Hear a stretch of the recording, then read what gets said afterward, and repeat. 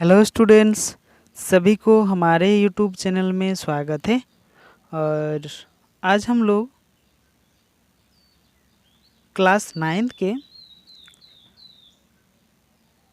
राजनीति विज्ञान के जो पहला चैप्टर है उसका पार्ट 2 हम लोग देखेंगे और पार्ट 2 में हम लोग उसको कंप्लीट करेंगे। ठीक है, तो शुरू करते हैं। और सबसे पहले जो नए स्टूडेंट है वो इस चैनल को पहले सब्सक्राइब करें ताकि आने वाले जितने सारे वीडियो अपलोड होगा उसका नोटिफिकेशन आप लोग को सबसे पहले मिलेगा। ठीक है, और कोई भी समस्या हो तो आप लोग कमेंट्स करके बताइए ताकि उसका भी सॉल्यूशन निकाल सके। ठीक है, तो चलिए शुरू करते हैं। तो आज का जो टॉपिक है ये है उपनिवेशवाद का अंत। उपनिवेशवाद क्या था? उपनिवेशवाद एक, पहले ये समझिए आप लोग, उपनिवेशवाद क्या था। उपनिवेशवाद एक राष्ट्र दूसरे राष्ट्र पर जो बहुत ही कमज़ोर राष्ट्र है, देश है, उस राष्ट्र पर शक्तिशाली राष्ट्र के द्वारा गरीबी राष्ट्र पर शासन चलाने वाला जो नियम है वही उपनिवेशवाद है। ठीक है, अभी हम लोग इसे देखेंगे। तो एशिया और अफ्रीका के अधिकांश देश काफ़ी लंबे समय तक यूरोपीय राष्ट्र और उपनिवेश बने हुए थे। तो एशिया और अफ्रीका के अधिकांश देश क्या थे? यूरोपीय राष्ट्र के उपनिवेश बने हुए थे। इन परतंत्र यानी कि लोगों के, दूसरे लोगों के द्वारा, पर का मतलब दूसरा, तंत्र के मतलब नीति नियम, परतंत्रों के द्वारा देशों के लोगों ने आज़ादी प्राप्त करने के लिए काफ़ी संघर्ष किया और परतंत्रों से छुटकारा पाने के लिए बहुत संघर्ष करना पड़ा। इन लोगों को बहुत संघर्ष करना पड़ा। यह लड़ाई अपने औपनिवेशिक शासन से आज़ादी पाने के लिए ही नहीं थी, बल्कि इसमें अपना नेता खुद चुनने की इच्छा भी शामिल थी। इसको हटाने का एक तरीका नहीं था। इसको हटाने के बाद अपने लोगों को शासन चलाने, अपने लोगों को शासन देने, शासन करवाने की इच्छा भी इसके अंदर बहुत ही ज़बरदस्त थी। भारत उन थोड़े परतंत्र देश में से एक था जहां लोग को औपनिवेशिक शासन से छुटकारा पाने के लिए राष्ट्रीय संघ करना पड़ा। और ये चीज़ छुटकारा पाने के लिए, उस लोगों को हटाने के लिए ये संघर्ष, राष्ट्रीय संघर्ष करना पड़ा था। इसमें से अनेक देशों ने दूसरे विश्व युद्ध खत्म होने तक तत्काल बाद लोकतांत्रिक शासन जो है ये अपनाना शुरू किया था। उसको हटाने के बाद लोकतांत्रिक सरकार गठन करना शुरू किया था और व्यवस्था को अपना लिया था। भारत ने 1947 में आज़ादी प्राप्त मिली है और एक गुलाम देश से लोकतांत्रिक देश बनने की राह पर चल पड़ा। और एक गुलाम देश था भारत। क्या देश था? गुलाम देश था। और उसके बाद एक लोकतांत्रिक देश बनने के कगार में हम लोग धीरे धीरे पहुँचे थे। किसके बाद? 1947 के बाद। यहाँ आज लोकतंत्र कायम है और अभी वर्तमान में हम लोग देखेंगे तो हमारे भारतवर्ष में लोकतंत्र कायम है और अच्छे से फल फूल रहा है और अभी जो है कोई समस्या नहीं हो रहा है। हम लोग अच्छे से अपना राजनीतिक व्यवस्था के द्वारा भरण पोषण हर चीज़ में फल फूल रहे हैं। औपनिवेश रहे अधिकांश दूसरे देशों का अनुभव अच्छा नहीं था। पश्चिमी अफ्रीका में स्थित एक देश घाना का उदाहरण उपनिवेश रहे हैं और देशों के सामान्य अनुभवों को बहुत ही अच्छी तरह से व्यक्त करता था। यह एक ब्रिटिश उपनिवेश था। यह क्या था? एक ब्रिटिश उपनिवेश में से एक था और तब इसे गोल्ड कोस्ट नाम से जाना जाता था और यह सन 1957 में आज़ाद हुआ। कितने साल में? 1957 में आज़ाद हुआ। घाना अफ्रीका में सबसे पहले स्वतंत्र होने वाला देश में से एक था। ये आप लोग नोट करिए, आप लोगों को क्वेश्चन शॉर्ट क्वेश्चन में यह आ सकता है कि अफ्रीका महादेश में सबसे पहले लोग स्वतंत्र होने वाले देश का क्या नाम है? तो ये हो गया आपका घाना। ठीक है, अभी हम लोग इसका लास्ट वाला देखेंगे। इसमें से अनेक अफ्रीका देश को आज़ादी के लिए संघर्ष करने के लिए प्रेरित किया गया और इसके बाद बहुत सारा देश जो इस तरह से था उसको प्रेरित किया गया कि आप लोग भी इससे लग पड़िए, आप लोग भी स्वतंत्रता हो जाएंगे, नहीं तो ऐसे रहेंगे तो फिर आप लोग स्वतंत्रता नहीं हो पाएंगे। तो इस तरह से सभी को मोटिवेट किया और सभी धीरे धीरे अपना शासन, लोकतंत्र शासन व्यवस्था लागू करने के लिए उन लोगों को हटाने की व्यवस्था करने लगी थी। एक सुनार के पुत्र और एक शिक्षक रहे बामे एनक्रुमा ने देश के स्वतंत्रता संग्राम में महत्वपूर्ण भूमिका जो है निभाई थी। स्वतंत्रता पाने के बाद एनक्रुमा घाना के पहले प्रधानमंत्री और फिर राष्ट्रपति बने थे। ये भारत के प्रधानमंत्री जवाहरलाल नेहरू के गहरे मित्र भी थे।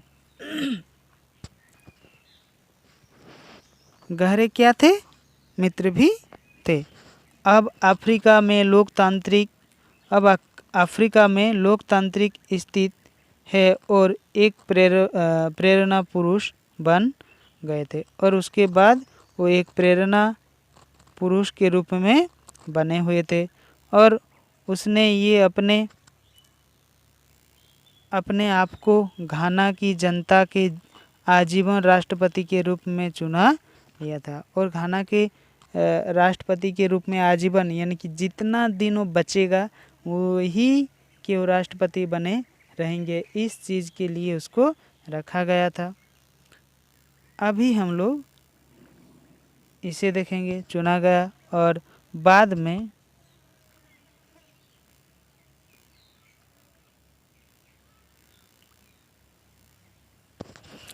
लेकिन कुछ वर्षों बाद ही 1966 में सेना ने उसकी सरकार का तख्ता पलट कर दिया और वहाँ के सरकार ने क्या किया? तख्ता पलट कर दिया। आज़ादी के बाद लोकतांत्रिक शासन व्यवस्था अपनाने वाले अधिकांश अफ्रीका देशों का रिकॉर्ड घाना की तरह ही मिश्रित रहा है और लोकतंत्र को वहाँ लंबे समय तक कामयाबी नहीं मिली और वहाँ बहुत दिनों के बाद बहुत दिनों तक इसी तरह से झगड़ा चलते रहे और उसके बाद वहाँ पर अपना लोकतंत्र जो व्यवस्था है ये कायम नहीं होने दिया था।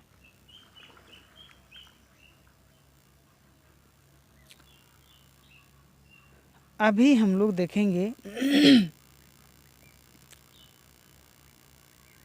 देखेंगे गठबंधन क्या है। क्या है? गठबंधन संगठन, लोग, पार्टियों या राष्ट्र का एकजुट होना गठबंधन कहलाता है। यह गठबंधन स्थायी नहीं होता है। ये गठबंधन क्या नहीं होता है? स्थायी नहीं होता है, ये अस्थायी होता है, कभी भी टूट सकता है। यह सुविधाजनक रहने तक ही स्थायी रह सकती है। दोनों के ऊपर ये सुविधा अगर वो लोग रखना चाहते थे जितना दिन तो उतना दिन ही ये व्यवस्था बनी रहेगी, उसके बाद ये व्यवस्था बनी नहीं रहेगी। जनमत संग्रह क्या है? अभी हम लोग देखेंगे जनमत संग्रह क्या है। देश के सभी जन मतदाताओं के सामने कोई एक प्रस्ताव रखकर उस पर हाँ या ना में जवाब देने का प्रत्यक्ष चुनाव को सहमत जनमत संग्रह हम लोग कहेंगे।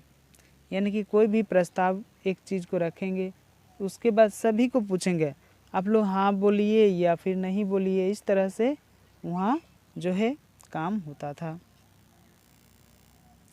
नए संविधान किसी कानून या सरकार की किसी एक नीति पर जनता की राय जानने के लिए जनमत संग्रह करवाया जाता था। यानी कि कोई भी सरकारी एक नीति को अगर वहाँ लागू करना चाहते थे तो इस तरह से सभी को एक जगह में इकट्ठा करते थे और इकट्ठा करने के बाद सभी से राय लेते थे कि आप लोग बोलिए ये चीज़ लागू होना है चाहिए या नहीं चाहिए। तो बहुत सारा ऐसा लोग है बोलेगा कि नहीं ये वाला चीज़ इस तरह से लागू नहीं होनी चाहिए, कोई कहेगा नहीं इस तरह से ये वाला चीज़ नहीं लागू होनी चाहिए। तो इस तरह से हम लोग जनमत संग्रह करते हैं।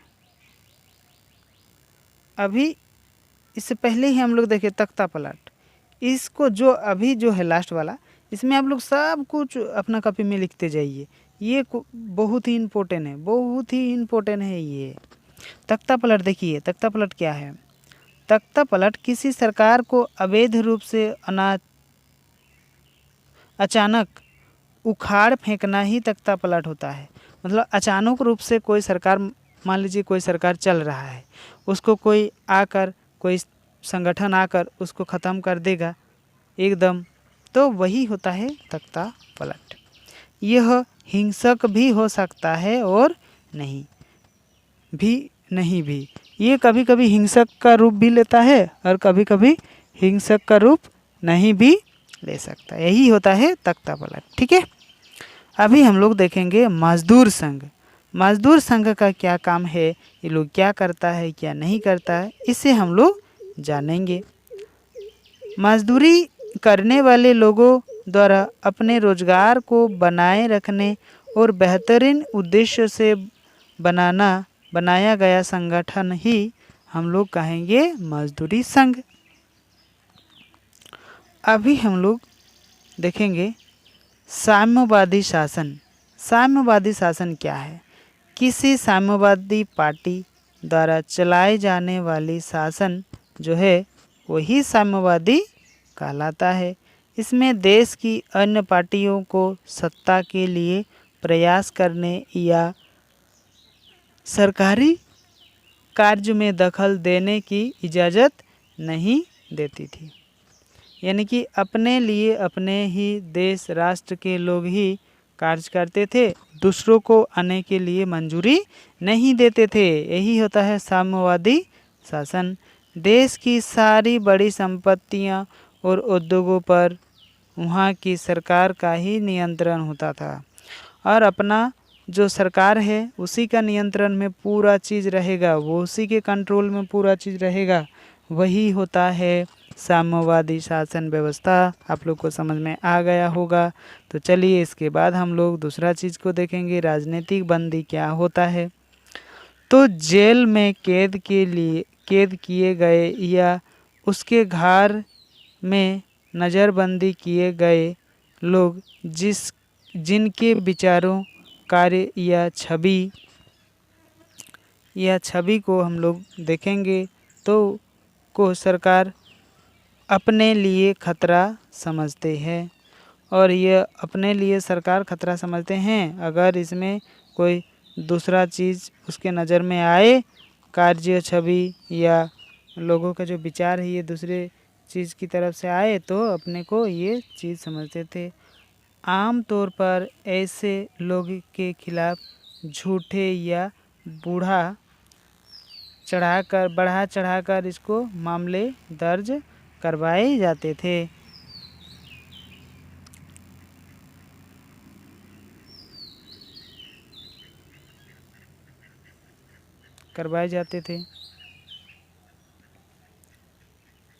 और कानूनी प्रक्रिया को तक रखाव उनके इच्छानुसार कैद में रखा जाता था और कानून के द्वारा अपने जो इच्छानुसार ही उसको कैद में रखा जाता था, उससे पहले उसको नहीं रखा जाता था। अब हम लोग आएंगे मार्शल लॉ।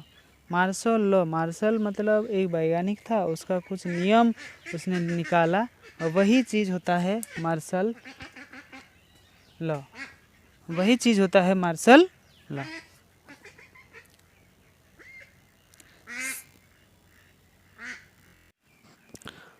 और उसके बाद ये शासन और न्यायपालिका द्वारा अपना नियंत्रण स्थापित करने के बाद लागू कायदे कानून को लगाया था, वही होता है मार्शल लॉ।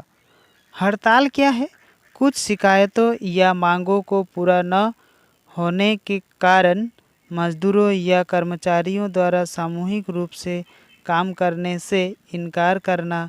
अधिकांश लोकतांत्रिक देश में हड़ताल का अधिकार मौखिक अधिकार में शामिल होता है। ठीक है, जो कि काम में कुछ चीज़ उन लोगों को मन नहीं आ रहा है या पैसा कम हो रहा है, कुछ भी इस तरह से जो काम होता है तो आपस में बात करते हैं, अगर बात नहीं मानता है तो उसके लिए सामूहिक रूप से वो लोग अपना अधिकार, या अधिकांश लोकतांत्रिक देशों में इस तरह का हड़ताल हम लोग को देखने को मिलता है। अब आएंगे हम लोग वीटो। वीटो क्या है? देखिए क्या है वीटो। किसी व्यक्ति, पार्टी, राष्ट्र को मिला ऐसा अधिकार जिसके द्वारा वह किसी कानून को अकेले ही रोक सकता है, अकेले ही रोक सकता है। कोई पार्टी का नियम कानून लागू होने से अकेले पूरा चीज़ को रोक देगा, वही होता है वीटो।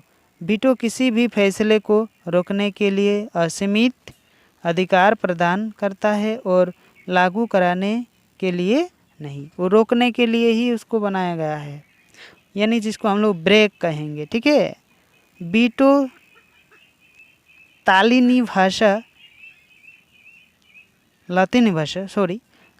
भाषा का शब्द है।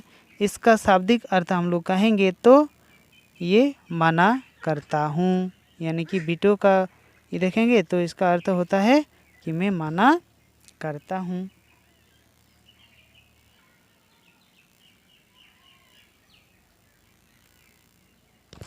अभी आएंगे उपनिवेश। किसी अन्य देश के राजनीतिक नियंत्रण